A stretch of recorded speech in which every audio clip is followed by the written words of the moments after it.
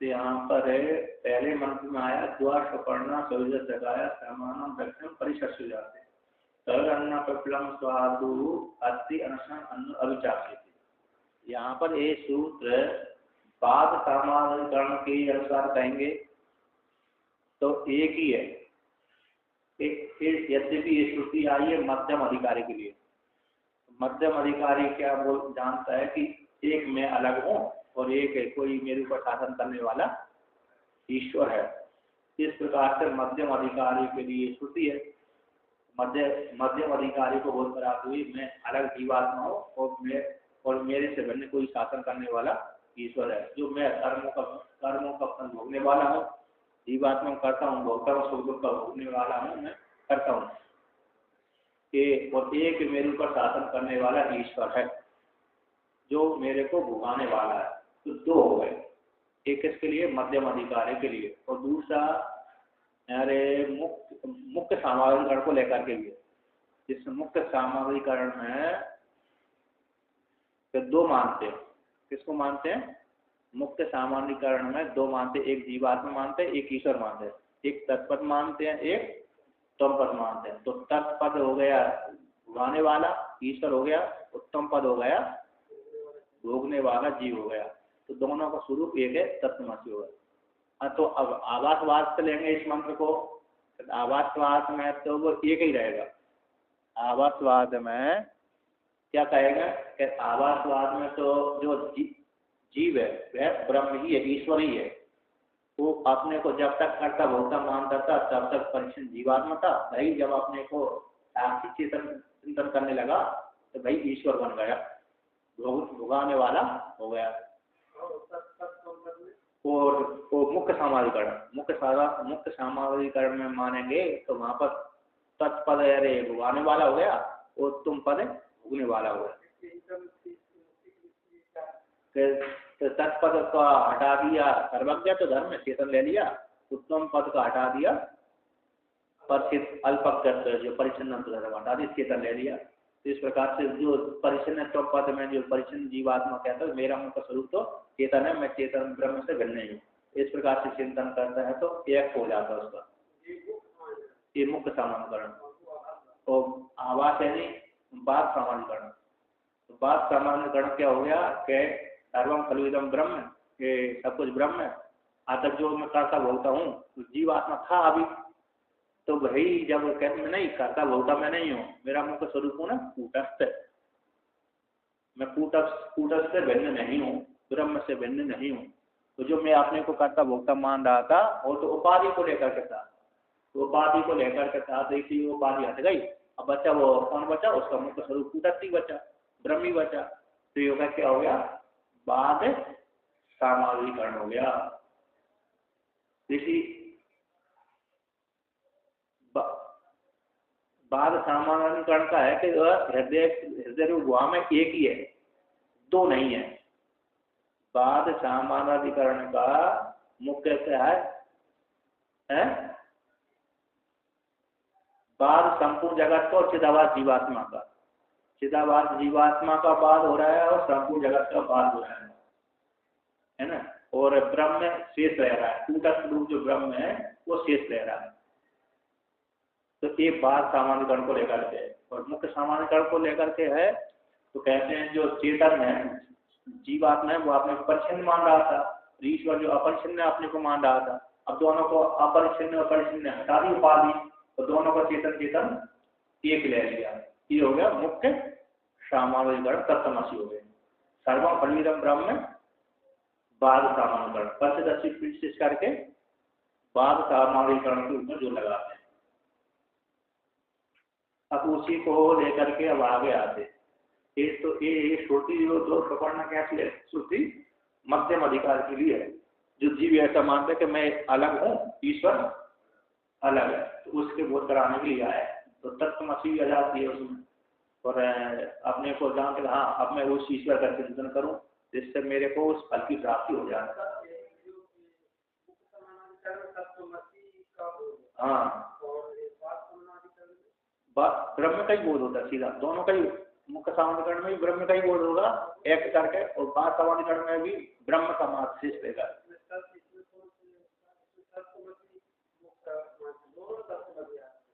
उसमें तत्वमसी लेने की जरूरत ही नहीं है। वहां पर बात समानीकरण में सीधा ब्रह्म में आएगा। वहां पर सर्वम खलु इदम ब्रह्म, इदम से जगत आ गया, कोटि में आ गया, संपूर्ण जगत है।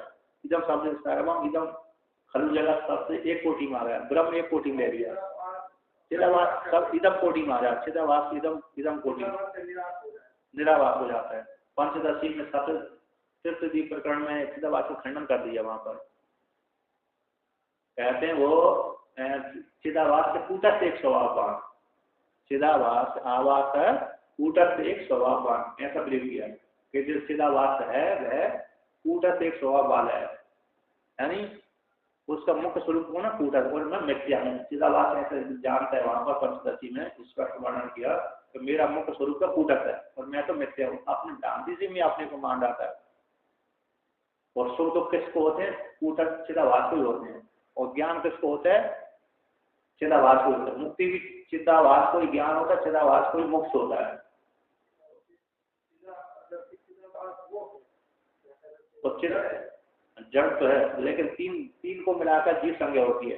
चैतन्यम यद अधिष्ठानम लिंग ध्येयस्य यत्न चिच्छाया लिंग ध्येयस्य तत्संग जीव उच्यते। ये जीव का लक्षण है। चैतन्यम यद अधिष्ठानम लिंग ध्येयस्य या पुनः चिच्छाया लिंग ध्येयस्य तत्संगो जीव उच्यते।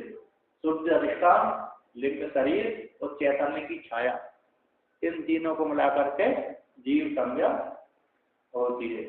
तो शुद्ध अधिष्ठान हटा दिया, लिंग चित छाया और लिंग हटा दिया, तो शुद्ध अधिष्ठान शेष बचा। और लिंग की छाया, चैतन्य की जो छाया थी चिदाभास, हटा दिया तो मुख्य बात समानीकरण हो गया। ठीक है ना? अच्छा, दृग् किस में आया है? प्रकरण में है। अच्छा, तो हाँ, पंचदशी में भी उसको उद्धृत किया है शायद। पंचदशी में भी आया है ये श्लोक। अच्छा, मेरे को वो व्हाट्सएप कर देना तो। हाँ,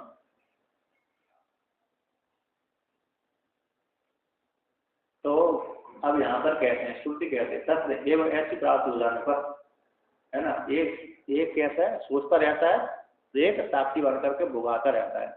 ऐसी प्राप्ति हो जाने पर कहते हैं एक प्रकार से समाहने वृक्षे पुरुषो निमग्नो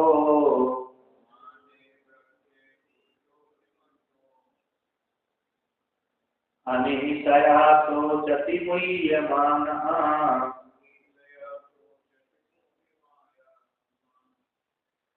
दुष्टं यदः पश्यति अन्नमीशम्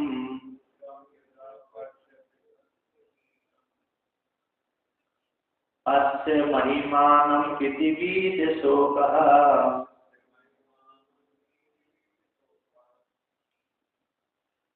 कहते हैं जीव की चिदाभास की 7 अवस्था होती है। अज्ञानम आवृत्ति तद्वत् विक्षेपश्च परोक्ष की अपरोक्ष मति ही शोक मोक्ष तृप्ति निरंकुश। ये 7 चिदाभास की जीव की अवस्था होती है। कहते सप्तावस्था इमः सन्ति। हाँ, पंचदशी का 7:33 का है। सप्तावस्था इमः सन्ति चिदाभासस्य चिदाभासस्य तास्विमौ बंध मोक्षौ स्थितौ तत्र दृष्टो बंधकृतः विस्मृता। ये पंचदशी का 2 श्लोक है। 7वें प्रकरण का 33वां, 7वें प्रकरण का 34वां, है ना। जैसे अज्ञान, आवृत्ति और विक्षेप। अज्ञान के कार्य दोनों हैं, आवृत्ति और विक्षेप। मैं ब्रह्म को नहीं जानता, ये अज्ञान हो गया। हम न जाना हमें, तो ये अज्ञान हो गया। आवरण क्या हो गया? ब्रह्म नास्ति, ब्रह्म नास्ति न भाति, ये आवरण हो गया। जानता तो भाष्य भी हो जाता ब्रह्म, हम न जाना भी अज्ञान हो, और अज्ञान का कार्य हो गया आवरण और विक्षेप। यानी मैं ब्रह्म को ब्रह्म नास्ति न भाति, अज्ञान का कार्य आवरण हो गया। विक्षेप क्या हो गया, मैं करता हूँ, भोगता हूँ, सुखी हूँ, दुखी हूँ, ये विक्षेप हो गया। इसके पश्चात किसी गुरु ने उसके ऊपर कृपा कर दी, अरे ब्रह्म है, परोक्ष ज्ञान हो गया, तुम ही हो, अपरोक्ष ज्ञान हो गया। शोक परोक्ष ज्ञान, पर शोक की निवृत्ति हो गई। कैसे हो जाएगी, जब अपरोक्ष ज्ञान हो ही गया तो हृदय की जो ग्रंथि थी, विद्य से हृदय ग्रंथि, जो आयु ग्रंथि निवृत्त हो जाती है परोक्ष ज्ञान अपरोक्ष ज्ञान के द्वारा, तो शोक से मोक्ष हो गया और फिर तृप्ति हो जाती है। इस सात अवस्था किसकी है, चिदाभास की है। ये उनमें से आदि बंध को देने वाली है, आदि मोक्ष को देने वाली है। बंध अज्ञान आदि विक्षेप के तीन बंध को देने वाली है, और परोक्ष ज्ञान अपरोक्ष ज्ञान शोक से मोक्ष और तृप्ति तृप्ति ये मोक्ष को देने वाली है। इस प्रकार से वर्णन परोक्ष ज्ञान अपरोक्ष ज्ञान शोक मोक्ष और तृप्ति।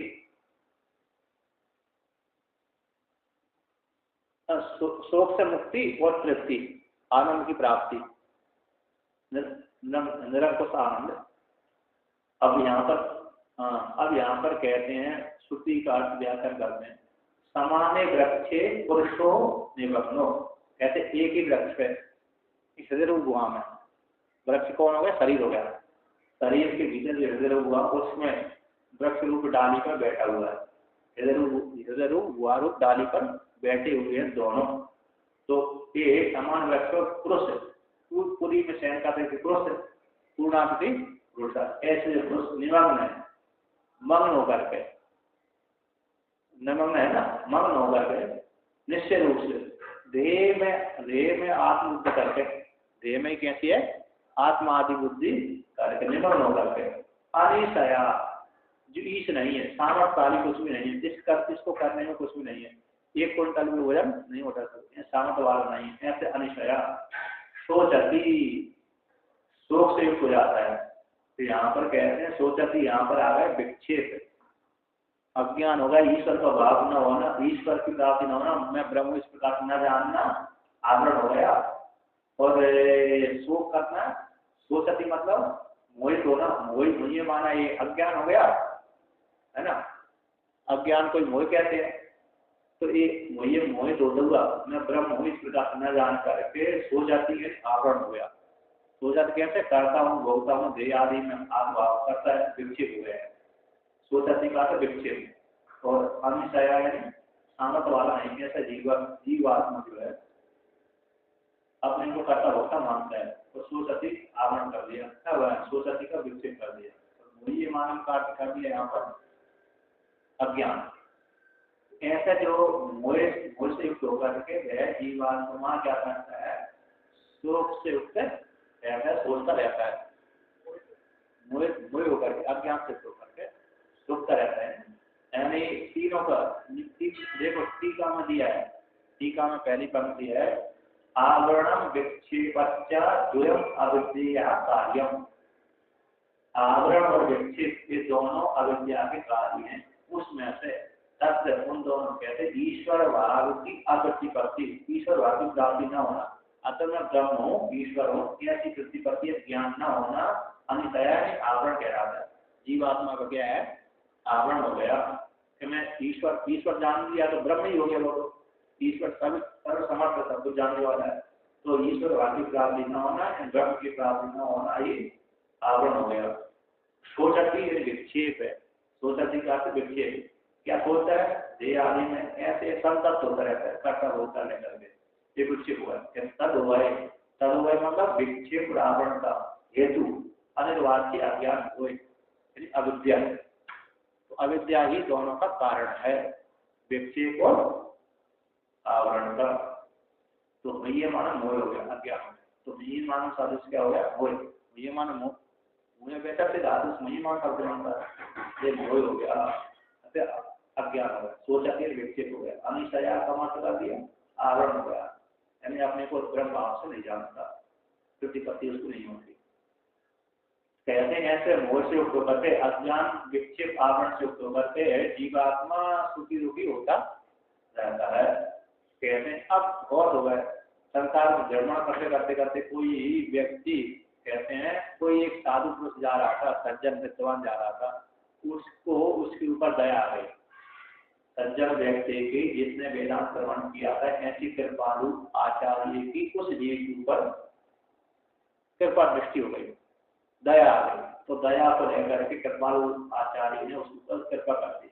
अरे तुम क्यों शोक से युक्त होते हो, अगर तुम तो ब्रह्म हो, तुम में सुखी दुखी कुछ नहीं, संसार तुम में नहीं, तो तुम ब्रह्म हो, क्यों शोक से युक्त हो रहे, पीड़ित क्यों हो रहे हो। तो वह आचार्य उसको अपने शरण में लेकर के ज्ञान को उपदेश कर देता है। तो कहते परोक्ष ज्ञान करता है, फिर अप्रोक्ष ज्ञान करवा देता है, पहले परोक्ष ज्ञान को उपदेश कर देता है, फिर अप्रोक्ष ज्ञान उसको हो जाता है। अप्रोक्ष ज्ञान होते ही तो शोक और मोक्ष, शोक से मोक्ष और आनंद की प्राप्ति हो जाती है, उसको लेकर कहते हैं। तो जुष्टम, जिन्होंने सेवन किया परम कारणों के द्वारा, जो आचार्य द्वारा जो सेवन किया गया ब्रह्म तत्व, उस ब्रह्म तत्व उसको उपदेश कर देते हैं। तो जुष्टम यदा पश्यति अन्यम ईशम अस्य महिमानम इति वीर होगा। जिन कारणों के द्वारा, विद्वानों के द्वारा सेवित जो आत्म तत्व को, आत्म तत्व पदार्थ को जब सेवन कर लेता है, जुष्टम है ना, ऋषि प्रीति सेवने, जुष्टम शब्द क्या है, जुष्ट धातु है ना, जुष्ट धातु प्रीति सेवने है, सेवन करने आपको प्रीति है, प्रेम आत्मा को सेवन करने आपको। तो जब उससे अन्य अपने से बनना, अन्यम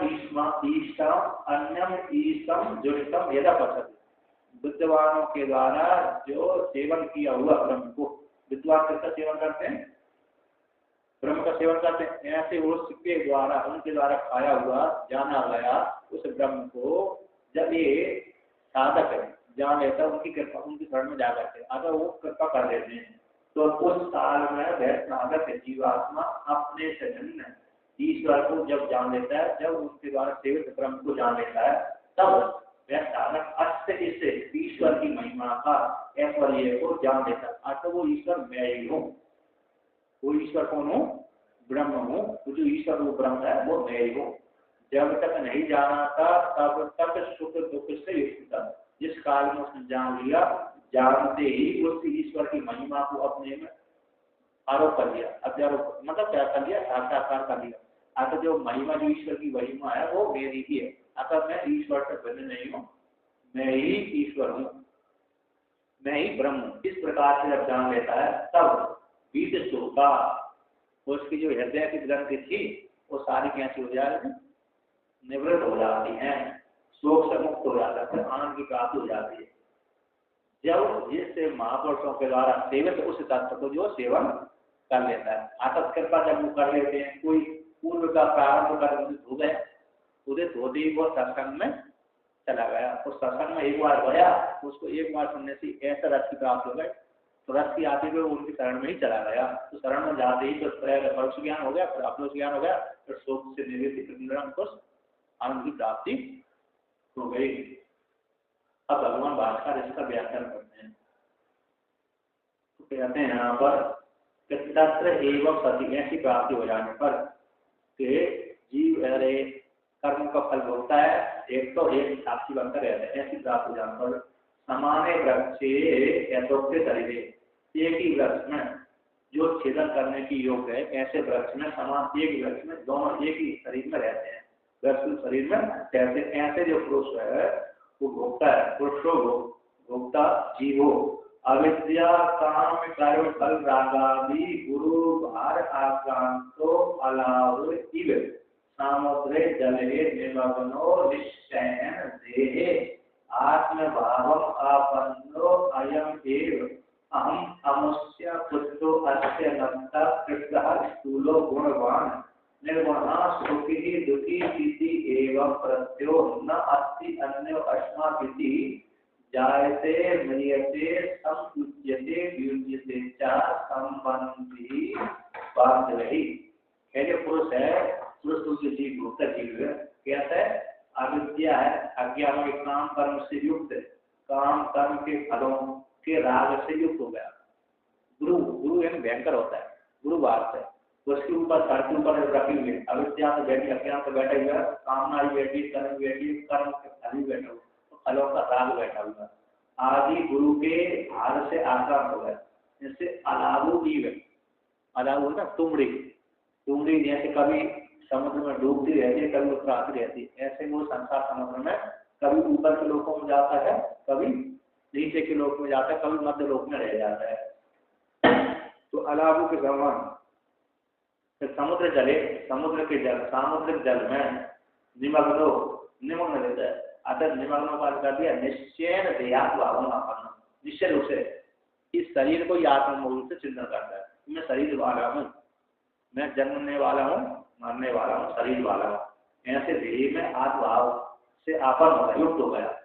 अयम एवं मैं ये शरीर वाला हूँ, देवदत्त यज्ञदत्त वाला ही मैं जीवात्मा हूँ। अमुष्य पुत्रो, ये मेरे पुत्र हैं, मैं इसका मैं पुत्र हूँ। अमुष्य पुत्रो अत्यनता, इसका मैं पुत्र, ये मेरा पुत्र है, अत्य इसका नाती है, इसे देवदत्त का है, यज्ञदत्त विष्णुदत्त नाती है। ये यज्ञदत्त कृत हो गया, ये विष्णुदत्त से स्थूल हो गया, ये गुण वाला है, ये गुण वाला नहीं है, ये यज्ञदत्त सुखी है, ये यज्ञदत्त दुखी है। इसी एवं प्रत्यय, इस प्रकार से ज्ञान वाला, प्रत्यय यानी ज्ञान, इस प्रकार के ज्ञान वाला होता हुआ नास्ति अन्य अस्मादिति, इससे भिन्न और कुछ नहीं है। इस प्रकार ज्ञान वाला ये, उससे भिन्न कोई नहीं है। यहाँ से कहते हैं इस आत्मा से, इस शरीर से भिन्न कोई दूसरा नहीं है, दूसरी आत्मा कोई नहीं है।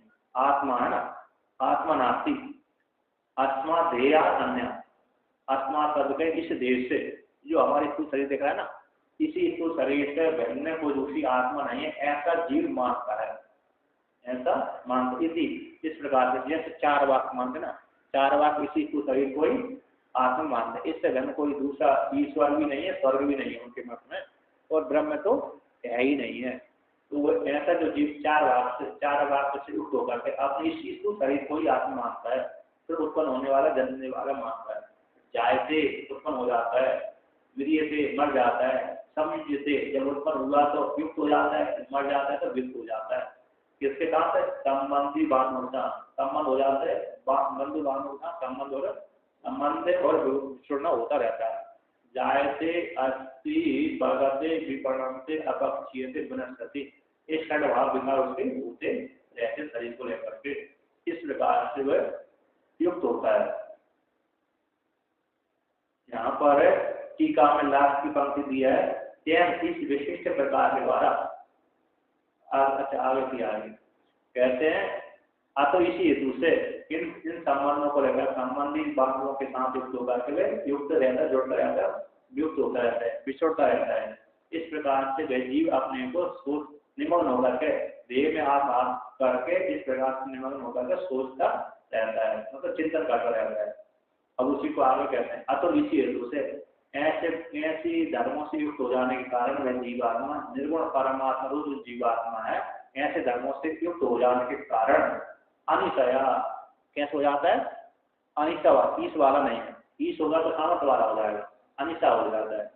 अनिशा हो जाने से सामर्थ्य से रहित होने के कारण न कश्चित समर्थो हम, मेरे में कुछ भी सामर्थ्य नहीं है।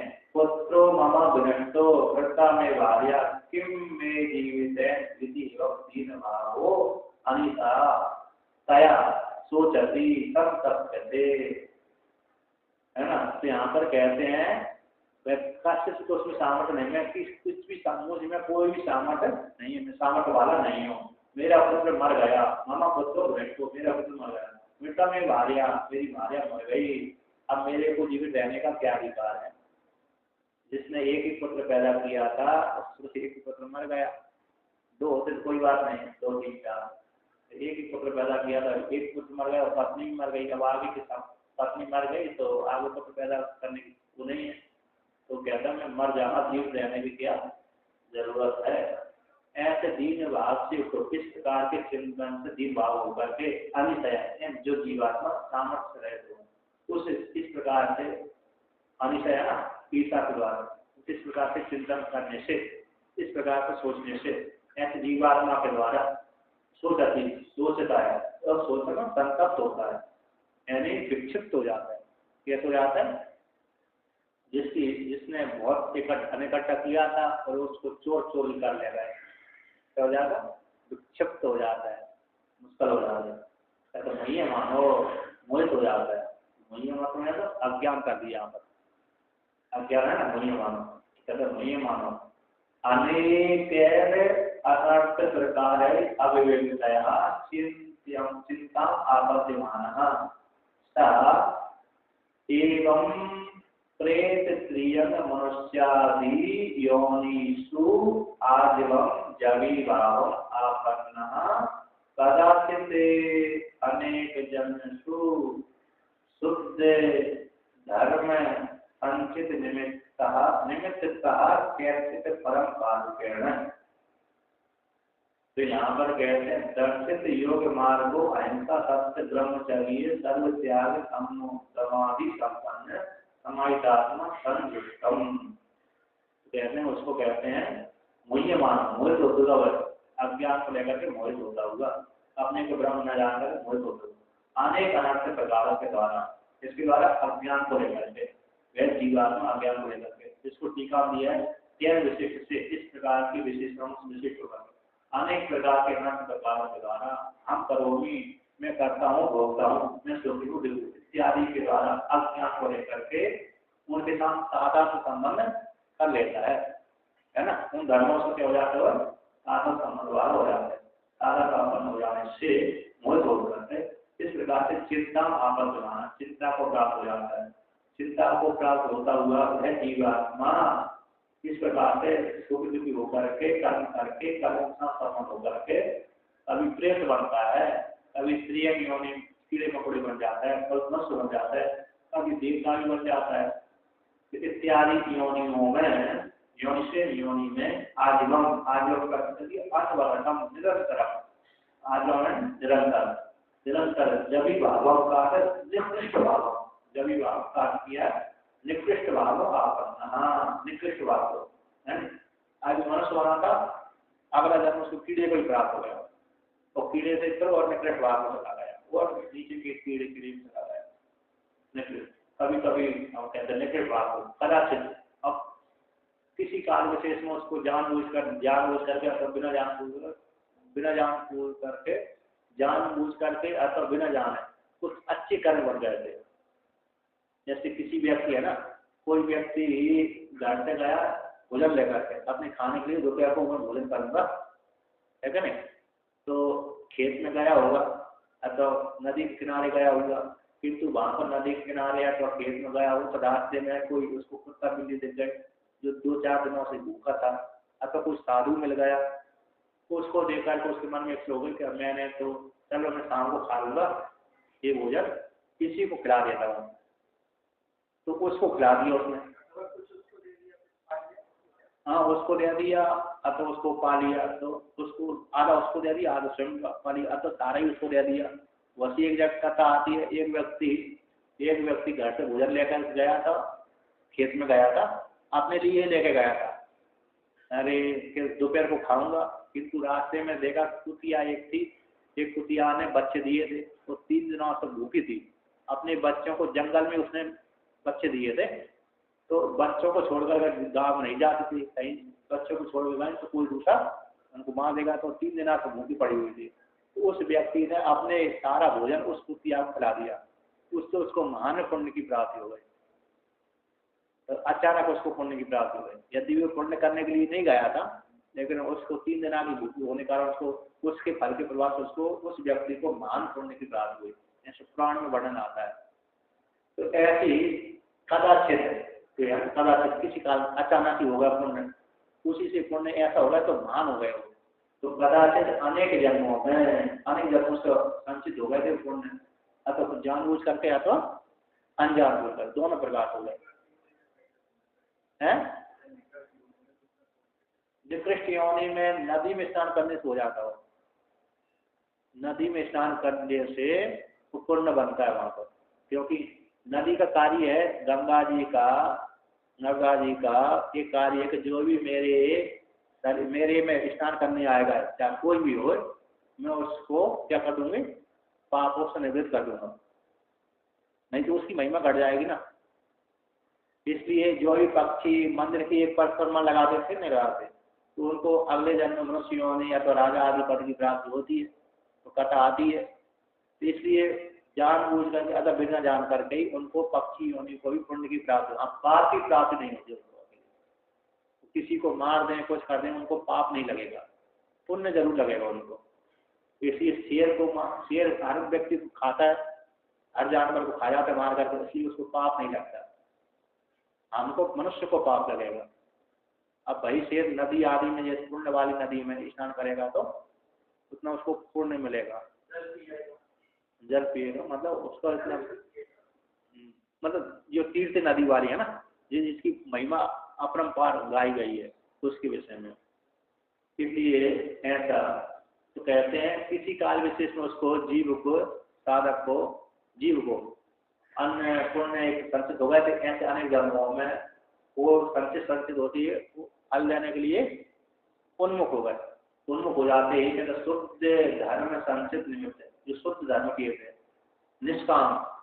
अब सत्संग क्या होगा, अब गाँव में रहेगा तो लोग आप सुनते ही रहते हैं, कर्म करना चाहिए, कर्म करना चाहिए, है कि नहीं। शहर में भी बोलते रहते हैं और गाँवों में भी होता रहता है। कहते हैं शुद्ध धर्म संचित निमित्त को लेकर, निमित्तता जो शुद्ध धर्म के निष्काम, एक नंबर टिप्पणी दिया है, निष्काम कर्म के अनुष्ठान के उपासना रूप शुद्ध धर्म के द्वारा संचित है, संपादित है, जो उसको निमित्त बना करके जो अपूर्व उत्पन्न हुआ था, उससे उस अपूर्व रूप पुण्य के प्रभाव से उसको वैराग हो गया। निमित्त को लेकर कैंचित किसी आचार्य के द्वारा, परम कारुणिक आचार्य के द्वारा, क्योंकि आचार्य कर्ण चला गया था, आश्रम में पहुंच गया था, यद्यपि आया था तो ओंकारेश्वर घूमने।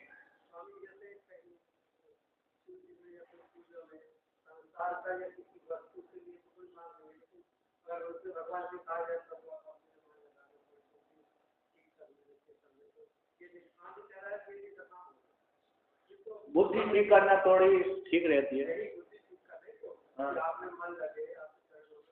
निष्काम की ओर जाना होता है।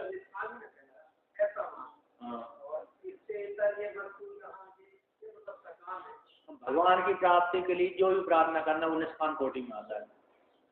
अंतःकरण शुद्धि भी निष्काम की कोटि में आती है। जो निष्काम उसी कोटि में लगभग डाल दिया जाता है। तो यहाँ पर कहते हैं शुद्ध धर्म के संचित के निमित्त रूप अपूर्व के निमित्त को बना करके कैसे थे परम कारणों आचार्य के द्वारा, कोई आचार्य मिल गए होंगे उसको साधक मिल जाता है। अब 4 प्रकार की कृपा होती है, ईश्वर कृपा, गुरु कृपा, शास्त्र कृपा और आत्म कृपा। तो सबसे पहले ईश्वर ही कृपा करता है, ईश्वर के पश्चात फिर गुरु कृपा करता है, गुरु के बाद फिर शास्त्र कृपा करता है, शास्त्र के बाद फिर आत्म कृपा आती है। यदि आत्म कृपा नहीं करे तो 3 कृपा नीचे रह जाती है। तो कहते हैं अब ईश्वर के द्वारा आचार्य मिल गए, आचार्य के द्वारा फिर उसने शास्त्र पढ़ा दिया। अब शास्त्र पढ़ने के पश्चात तो साधक कहते हैं तो दर्शक योग मार्ग, वो उस आचार्य ने उसको शास्त्र के माध्यम से योग मार्ग दिखला दिया, परमात्मा से जुड़ने वाला मार्ग दिखला दिया, ब्रह्म ज्ञान को उपदेश कर दिया। कहते अहिंसा, सत्य, हिंसा नहीं करना चाहिए, सत्य बोलना चाहिए, ब्रह्मचर्य का पालन करना चाहिए, सर्व का सब, कहीं पर अहंकार नहीं रखना चाहिए। योग वार्षिक शिकार में कहते हैं सर्व त्याग करो, सर्व त्याग करो। यदि भी आपके पास अरब करोड़ संपत्ति है तो उसमें हम भावना ना रहना ही सर्व त्याग है। सारा भोग करते हुए उसमें त्याग, उसमें वासना न बनना, अहंकार न होना ही सर्व त्याग कहलाता है। जैसे जनक राजा सब कुछ होते हुए भी, भोग करते हुए भी वो सर्व त्याग कहलाते हैं। इस प्रकार से सर्व त्याग कहते, नहीं तो सब कुछ त्याग कर देंगे तो गड़बड़ हो जाएगी, साधना भी गड़बड़ हो जाएगी। कुटिया ही त्याग कर दिया तो जंगल में जाएंगे तो मच्छर खा जाएंगे, है कि नहीं। तो मतलब अहंकार का भाव न रहना सर्व त्याग, योग वार्षिक का ही है, प्रधान कर्म है, सर्व त्याग का उपदेश करते हो। तो आता से अहंकार न रहना, न करना ही सर्व त्याग कहलाता है। इस प्रकार से। तो कहते हैं सर्व त्याग, सम अंतर इंद्रिय निग्रह, दम बाह्य इंद्रिय निग्रह आदि से संपन्न समझ आत्मा, आत्मा में ही मन को लगा देना, आत्मा का ही चिंतन करना, समझ आत्मा वाला जो साधक है होता हुआ दुष्टम सेवन कर लेता है, दूसरे का झूठा खा लेता है, इसका दुष्टम झूठा भी होता है। कहते हैं सेवितम, किसके द्वारा सेवन किया गया है? उनके द्वारा, अनेकों के द्वारा। दुष्टम सेवितम अनेक योग मार्ग ही कर्म थी, योग मार्ग की द्वारा। योग मार्ग 2 नंबर टिप्पणी में लिखा है योग मार्ग ऐसा जिनका उनके द्वारा योग, ऐसे योग जिनके द्वारा योग मार्ग दिखलाया गया, सेवन किया है, ऐसे योगियों के द्वारा, कर्मिष्ठ और कर्मियों के द्वारा जो सेवन किया गया, निष्काम कर्मी, कौन से? निष्काम कर्मियों के द्वारा और योग मार्ग जो ब्रह्म के साथ चिंतन करते हैं, ऐसे योगियों के द्वारा जो सेवन किया गया है मार्ग और आत्मा का। यस्मिन् काले पश्यति, जिस काल में उनके द्वारा दिखलाए गए मार्ग को सेवन करता है और फिर उनके द्वारा दिखलाया गया आत्मज्ञान का चिंतन कर लेता है। तो यस्मिन् काल, जिस काल में पश्यति ध्यायमानो अन्यो वृक्ष उपाधि लक्षणात् विलक्षणम ईशम असंसारिणम अस्नाया पिपासा शोक मोह जरा मृत्यु अतीतम ईशम सर्वस्य जगतो अयम अहम अस्मि आत्मा सर्वस्य सर्वे समः सर्वभूतस्थो न इतरो अविद्या जनित उपाधि परिचिन्नो माया आत्मेति। तो यहाँ पर कहते हैं जिस उन आचार्य के द्वारा दिखलाए गए मार्गों को सेवन कर लेता है, जिस काल में सेवन कर लेता है, योगियों के द्वारा सेवन किए गए मार्ग को और योगी और कर्मियों के द्वारा सेवन किए गए मार्ग को जब सेवन कर लेता है उस काल में, और ब्रह्म ज्ञान का जब उसने आचार्य ने उपदेश कर दिया उस काल में कहते इस प्रकार से चिंतन करो, इस साधनों से युक्त होकर के, है ना, ये साधनों से युक्त होकर के उस आत्मा का चिंतन कर। साधन नहीं अकेला करता रहे तो फिर कभी भी ज्ञान नहीं हो सकता। अंतःकरण शुद्धि में ही लगा रहा व्यक्ति, अंतःकरण पहले शुद्ध हो फिर बाद में ज्ञान होगा, तो ऐसे कभी भी नहीं हो सकता। ऐसे वेदांत श्रवण करते करते अंतःकरण शुद्धि भी होने लगती है। वेदांत का जब श्रवण करेगा तो यदि उसकी निष्ठा पूरी होगी वेदांत के प्रति, तो उस काल में उसका अंतःकरण भी शुद्धि भी होता रहेगा, आत्मा का चिंतन भी करता रहेगा और अनुष्ठान साधनों का अनुष्ठान भी होता रहेगा, एक साथ ही होने लगते हैं। तो यहाँ पर कहते हैं ध्याय मानो, ऐसा ध्यान करता हुआ, पद्धति का ध्यान मानो। अन्यम जो वृक्षोपाली लक्षण से, अन्य मतलब वृक्षोपाली लक्षण से विलक्षण है ईश्वर। शरीर तो कटने वाला है, तो जो मैं आपने कथा होता मानता, इस उपाधि से भिन्न है। ईश्वर शरीर पहले अपने आप को क्या मानता था? ईश्वर शरीर वाला मानता था। इस शरीर से भिन्न है जो ईश्वर है, उस ईश्वर को कहते हैं ऐसे असंसारी परमात्मा को, जो कहता है अस्ना या पिपासा से रहते हैं, भूख और प्यास। अस्ना बोलते हैं भूख, पिपासन प्यास, भूख प्यास से रहते हैं, वो शोक मोह से रहते हैं, वो जरा मृत्यु से भी रहते हैं, ऐसा अतिथि रहते हैं। ऐसे ईश्वर को वो कहते हैं, वो ईश्वर कहता है सर्वस्व जगतो, संपूर्ण जगत का स्वामी है। ईश्वर कहता है संपूर्ण जगत का स्वामी, ऐसे ईश्वर को, वो ईश्वर कौन है? अयम हम अस्मि आत्मा, वो संपूर्ण जगत का स्वामी ईश्वर वो मैं हूँ। इस पर ईशावास्यमिदं सर्वम, संपूर्ण जगत का जो ईश्वर है वो ईश्वर मैं हूँ। इस प्रकार से अभेद चिंतन हो गया। यहाँ पर क्या हो गया? अभेद कर लिया। यदि भेद करेगा तो नहीं मानेगा, ज्ञान नहीं होगा। अभेद कर लिया तो उसको ज्ञान हो गया। तो संपूर्ण जगत का जो ईश्वर है वो मैं हूँ, इस प्रकार से अपने आप को स्वीकार कर लेते। ईश्वर के साथ एकीभूत हो गया। सर्वस्य आत्मा, सभी की आत्मा जो ईश्वर है वो मैं हूँ। शर्मा सर्वभूतस्थो, समान रूप से संपूर्ण भूतों के हृदय रूप में ही समान रूप से विराजमान रहता हूँ। इस प्रकार से न इतरो, इतर नहीं हो, कौन सो अविद्या जनित उपाधि परिचिन्न जीवात्मा। अविद्या उपाधि से, अविद्या के द्वारा उत्पन्न जो उपाधि, उस उपाधि से परिचिन्न जो माया आत्मा है, मिथ्यात्मा है। शरीर आत्मा, मिथ्यात्मा मतलब शरीर आत्मा। मिथ्या आत्मा तो वो माया आत्मा का किया मिथ्या आत्मा। मिथ्या आत्मा तो शरीर है, शरीर मिथ्या है। देह में जो आत्म भावना करना ही, शरीर में आत्म भावना करना ही माया आत्मा मिथ्या आत्मा कहलाती है। किसी जो शरीर में जो परिचिन्न उपाधि शरीर को आत्मा मानता था, वो शरीर आत्मा वाला मैं नहीं हूँ। तो मैं कौन हूँ? कूटस्थ ब्रह्म ईश्वर हूँ। अविद्या की उपाधि, अविद्या से उत्पन्न उपाधि के द्वारा परिचिन्न जो शरीर आत्मा वाला था, वो मैं नहीं हूँ। इस प्रकार से मैं कौन हूँ? ब्रह्म निर्विशेष व्यापक ब्रह्म हूँ। इस प्रकार विभूति महिमानम, विभूति का ऐश्वर्य को, भूति ऐश्वर्य को, और महिमानम महिमा को, वो कौन से? विभूति महिमानम जगत रूपम, कहते अस्य इस ईश्वर की जो महिमा है, ऐश्वर्य है, जगत रूप महिमा है इस ईश्वर की, वो मेरी है। महिमा एव अस्य एव मम ईश्वर थी। जो ईश्वर की जो महिमा है, वो ईश्वर रूप महिमा वो मेरी है। मुझ ईश्वर रूप ईश्वर की जगत रूप महिमा है। अतः मैं ही जगत रूप में गया हुआ हूँ। ये संपूर्ण जगत के ऊपर शासन करना मेरा ही धर्म है, काम है ना। उपाधि है, उपाधि को माया रूप उपाधि को लेकर के ही मैं संपूर्ण जगत का सृजन करता हूँ, संपूर्ण जगत का पालन करता हूँ। तो मेरा ही जगत है, मेरा ही स्वरूप, मेरे से भिन्न नहीं। ईशावास से मेरा सर्वम। तो मम ईश्वर की ये जगत रूप है, मेरे से भिन्न नहीं। अधिष्ठान रूप स्वीकार कर लिया ना।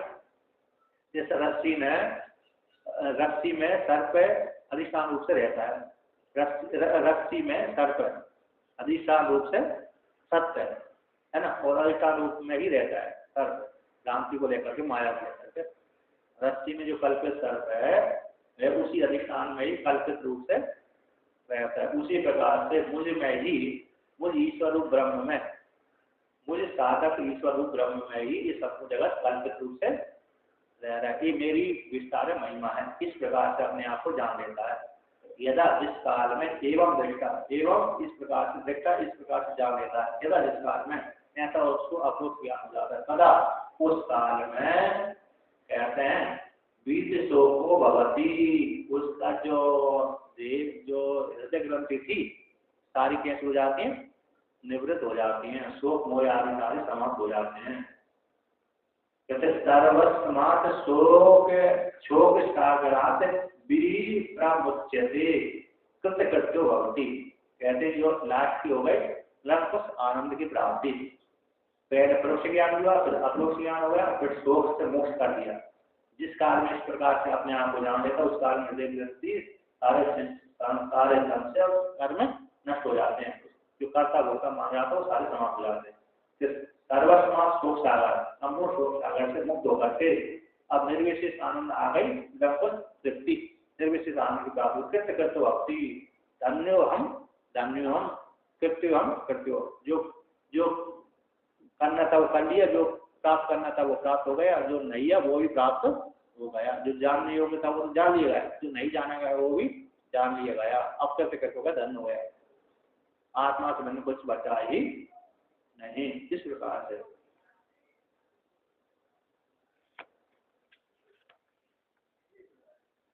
यहाँ पर टीकाकार कहते हैं जो निश्चित भाव लक्षणा के द्वारा लघु भाव हुआ, कर्म वायु के द्वारा प्रेरणा से दैवी भाव को प्राप्त हुआ। शीघ्र ही क्षेत्रम आपन्नम, शीघ्र कहता नीची ऊंची होने में जाता रहता था। अब आगे कहते हैं एक और मंत्र, कहते अन्यों की मंत्र इमम एवं अर्थम, अन्य जो दूसरा मंत्र भी इसी अर्थ को बोध कराता है, किसी अर्थ को उसकी महिमा का बोध कराता है। तो मैं इस प्रकार से ऐसी प्राप्ति हो जाती है जब इस प्रकार से चिंतन करता है। साधक अपने को ब्रह्म रूप से जब चिंतन करता है तब इस स्वरूप की प्राप्ति उसको साधक को हो जाती है। यदा पश्यते रुक्म वर्णम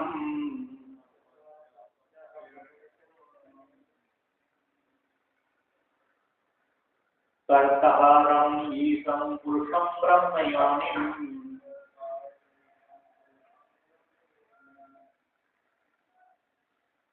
ततः विद्वान् पुण्य पापे विधूय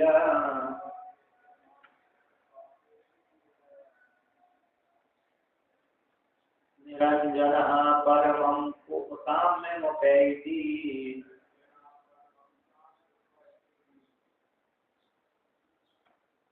जो यहाँ पर श्रुति कहती है यदा, शास्त्र में यथा है क्या यदा है? यथा के स्थान पे यदा कर लीजिए, यदा क्योंकि आगे तदा आया है, यद तदो उनसे संबंध। यदा जिस काल में दृष्टा पश्चिम देखता है, पश्चिम पश्चिम स्पष्टता पश्चिम हाँ देखिए वहां पर यथा के स्थान पे यदा कर लीजिए, क्योंकि नीचे दूसरी पंक्ति में तदा लिखा है, यदा तदा, यदा जिस काल में, और भगवान भास्कर ने भी वहां पर यदा यशम काले पश्चिम पश्चिम देखता विद्वान साधक, तो पश्चिम यहाँ पर विद्वान साधक का बताया यदा जिस काल में साधक है। हाँ तो यदा कर लीजिए, उसको सुधार लीजिए। कहते यदा जिस काल में वह साधक पश्य नहीं साधक है, उस आत्मा का अपो साक्षात्कार कर लेता है। पश्यति पश्यति पश्य साधक है, पश्यति पश्य पश्य से अपो साक्षात्कार कर लेते जान लेता है। यहाँ तो पश्य शब्द साधक का वाचक है। पश्य किसका वाचक है? पश्यति पश्य जो देखता है उसको साधक, दृष्टा पश्यति दृश्य प्रेक्षण है, पश्यति दृष्टा। दृश्य प्रेक्षण धातु को क्या बनता है? पश्य आदेश नहीं होता वही तो हो गया ना।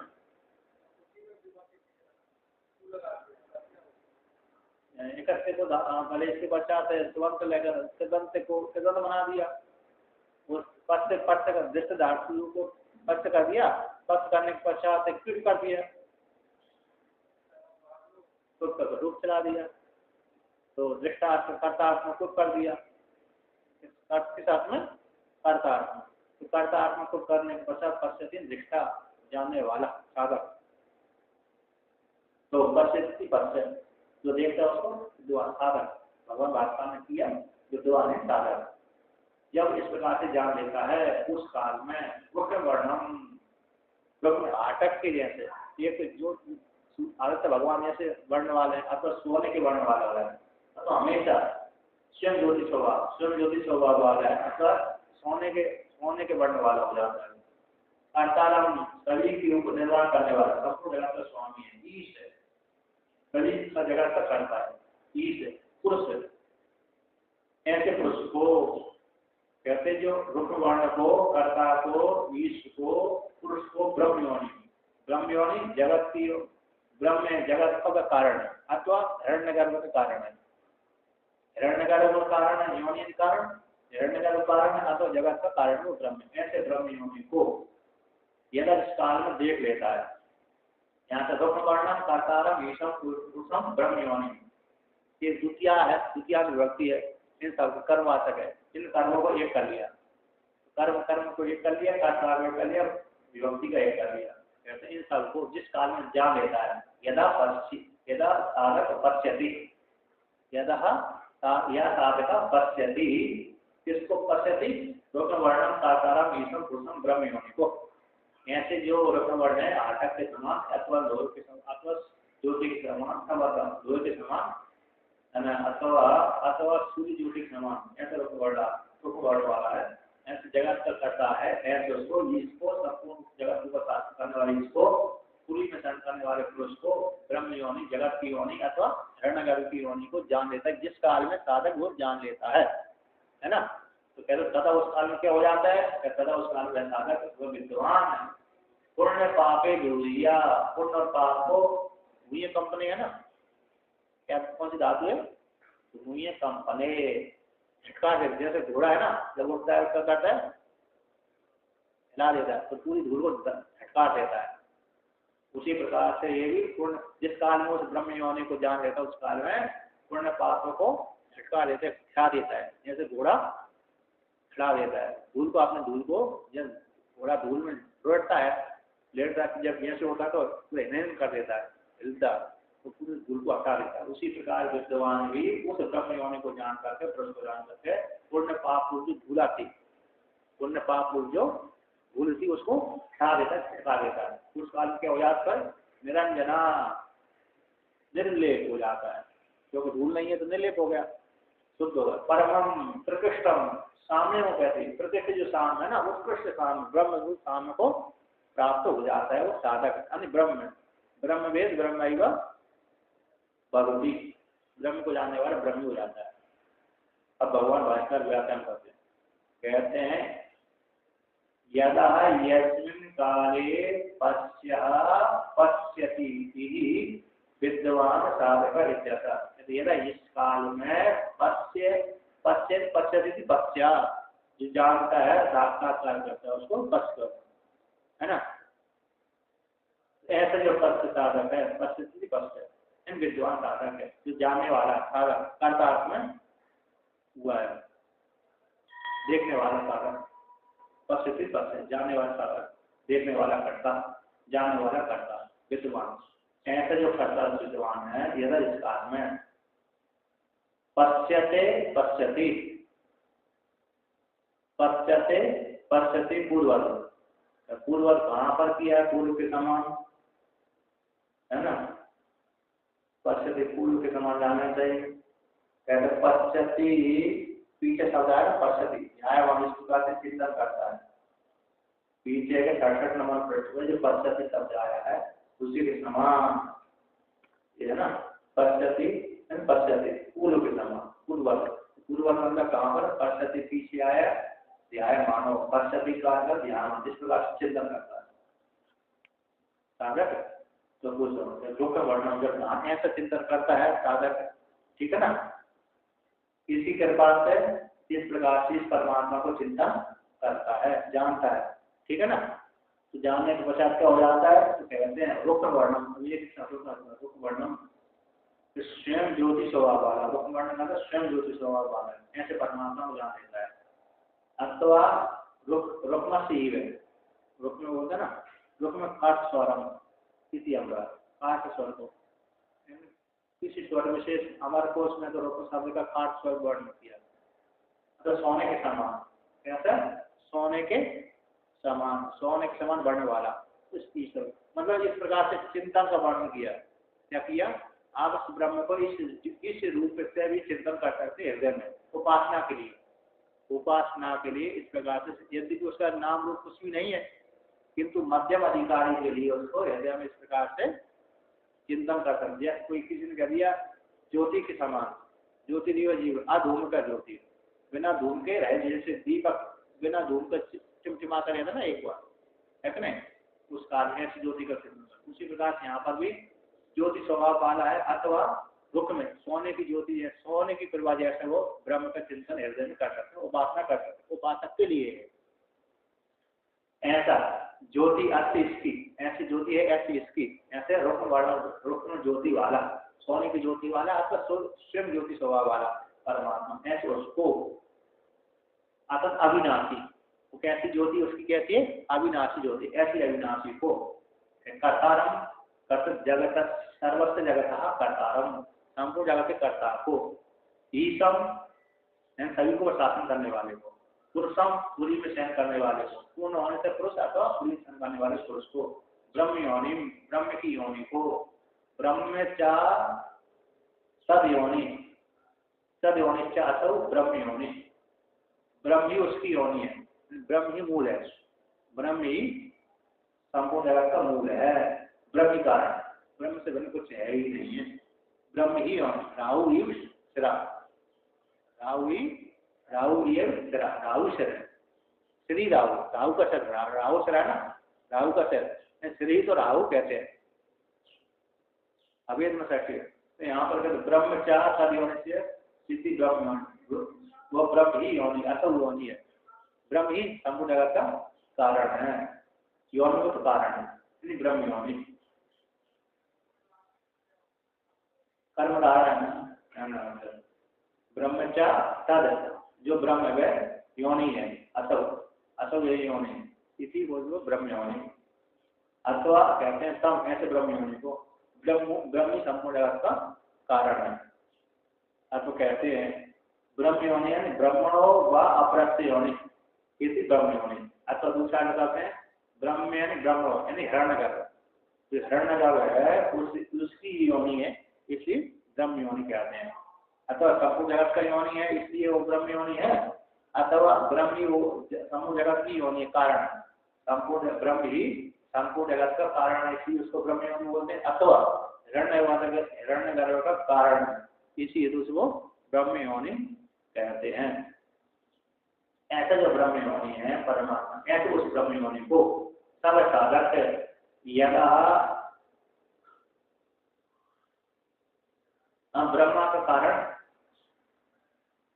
तो कहते सा यदा च एवं पश्यति तदा सा विद्वान पश्य पुण्य पापे बंधन भूते कर्मणि समूले विलूय निरस्य तत्वा निरंजनो निर्लेपो विगत क्लेशा परमं प्रतिष्ठम निरतिशयम साम्यम समताम अद्वैलक्षणम द्वैत विषयाणि